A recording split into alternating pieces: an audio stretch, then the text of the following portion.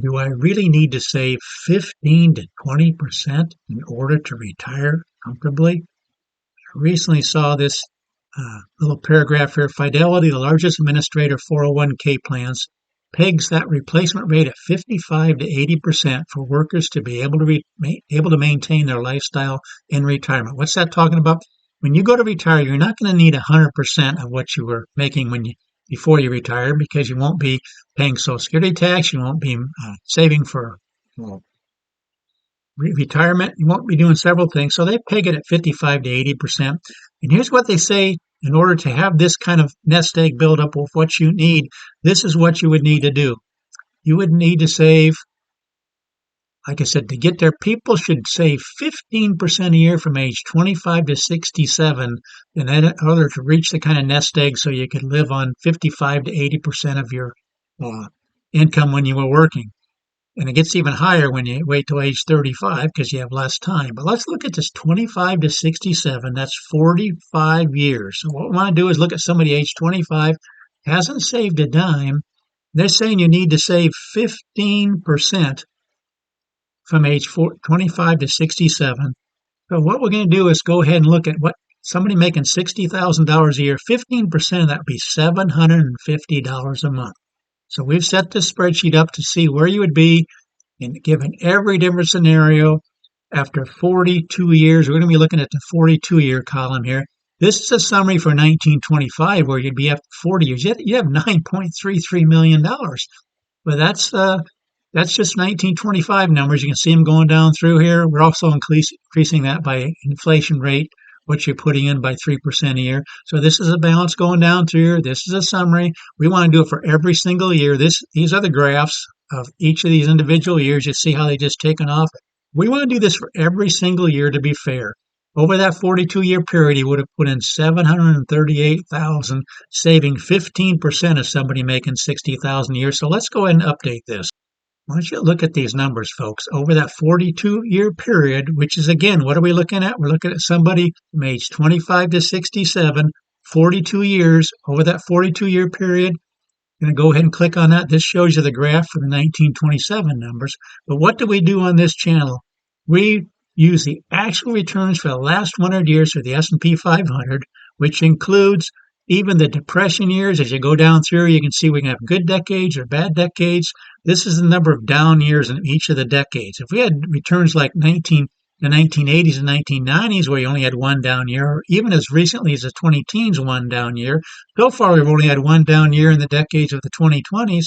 If you catch decades like that, you're going to be in great shape. But if you have a decade like the depression years, or even the decade of 2000 to 2009, where you had four down years in that decade, it can really affect your numbers. But let's actually look at the numbers here, folks. The worst case scenario for the last 100 years for a 42-year period, you'd have $5.742 million. Do you really need to save 15%? I think a lot of people get scared off saying, I can't save that kind of money. I might be able to save $350 a month, but not $750 a month. But do you really need this kind of money? Again, folks, this is in the worst case scenario, 5.742 million. Now, it wouldn't have the same buying power in 42 years. We always like to include this rectangle up here, which shows you the buying power of these amounts down here, because oftentimes these are huge numbers as we run the numbers for people. But if you take into account a 3% inflation rate, this 5.742 in 42 years would still have the buying power of $1.659 million in today's dollars. And this median right here, 8.884, would have the buying power of 2.567. Is that what it takes to retain your lifestyle at a 55 to an 80% replacement rate? Are you really making this kind of money? In fact, I actually took the liberty of doing 4% withdrawal rate on even the worst case scenario. This 5.742 would have the buying power of 1.659. Folks, that would have the withdrawal amount you could withdraw safely, 4% rule, 5,531 a month, which is more than what you're making right now. That's not 85%. That's like 110% or something of what you're making right now. That's in the worst case scenario. If we go ahead and do the median in this column, which is the median going down through here, 8.884 million. That would have the buying power of 2.567. And with a 4% withdrawal rule on this amount right here, you'd have 8,557, way above this 5,000 a month that you're currently making. Again, we're using these numbers right here, but just to show you, where are they coming up with these numbers? Are they scaring people away thinking I can never make it because I can't afford $750 a month? Do you really need to be saving 15% a year from age when you have 42 years? Hopefully these numbers show you, even in the worst case scenario, you would be just fine saving less than $750. We can run it at different numbers. In fact, let's just do it at $400 a month and see how that might work out. Again, what are we doing in this scenario? We're doing $400 a month, which somebody making $60,000 a year, that would be 8%. Basically about half of what they're recommending right here when they say you need to save 15% for the 42-year period to end up with an amount that you could live off of with a 55 to 80% replacement rate. Hopefully this is making sense to you, but look at these numbers, folks. You could save basically half of that, and still in the worst 42-year period, you'd put in 393,000, you'd have 3,062,000. And with the buying power, that'd be 884,000, which the 4% rule, let's go ahead and do this. Again, this is the worst case scenario. Yeah, then you'd only have $2,950, which would basically be $3,000 a month coming in, which would be about 60% of this right here. $36,000 is 60% of this replacement value, which, remember, again, what they said right here, 55, 80% replacement, you'd be within that range at half of that amount. You'd be at 60% of your replacement value. Again, do you really need to save $750 a month? You could be doing it with $400 a month. And again, I want you to remember, this is the worst case scenario. If we go ahead and do the median in this column, again, we've cut it from $750 a month down to $400 a month, from 15% of your income down to 8% of your income. And watch what happens when I change this to the median in this column. Median means half the time you'd have more than this and half the time you'd have less. Look at the actual breakdown. 100% of the time you'd have over 3 million. You can see it right here, the worst case scenario there. 78% of the time you'd have over 4 million, that's color coded in blue, and 41% color coded in gold, you'd have over 5 million. That's after 42 years. Now, you look at the median value right here, that's 4.738 million. What's the buying power of that, taking into account inflation over the next 42 years? 1.369 million, which with the 4% withdrawal rule, you could withdraw $4,564 a month.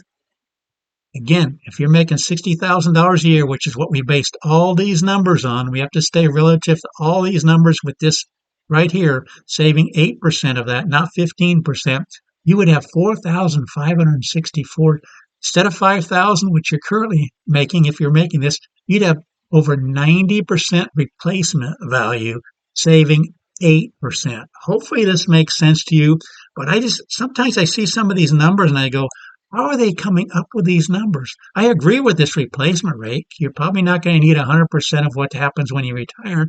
You could have as low as 55% to 80%. That makes sense. But when they start doing this and saying you need to save 15% a year for 42 years for this to work out, I don't agree with that. When I start running the numbers, what's actually happened over the last 100 years, you could save a lot less than that.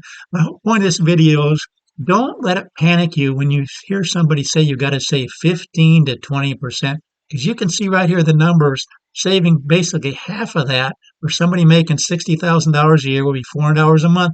These are the kind of numbers, and even in the worst case scenario, you'd be sitting in pretty good shape after 42 years. That's in the worst case scenario. If we had the worst returns of the last 100 years, you'd be just fine, or really close to being just fine. You'd definitely be over this 55%, 80% rule right here. See right here. Saving 55 to 80%. We saw that would be about 60%. And then if you did the median, you'd be about 90% of these. So just saving half of what they recommend. Again, what do they recommend? You got to save 15% if you're going to be able to get there. Anyway, that's what we do on this channel. We run numbers for people. I'm not a financial advisor, but I just love running numbers for people to kind of maybe challenge that stuff that's out there that I don't really think are correct when they start running the numbers. We create spreadsheets that answer some of these life-changing questions that people need to prepare for. We use the actual numbers of the S&P 500, and we simply project what similar returns might do for the future. They aren't going to be identical. We come up with a possible range, and that's what we did on this in this video. Please consider subscribing. Please let people know about this channel. Please share it with others, like the videos, and thanks so much for watching.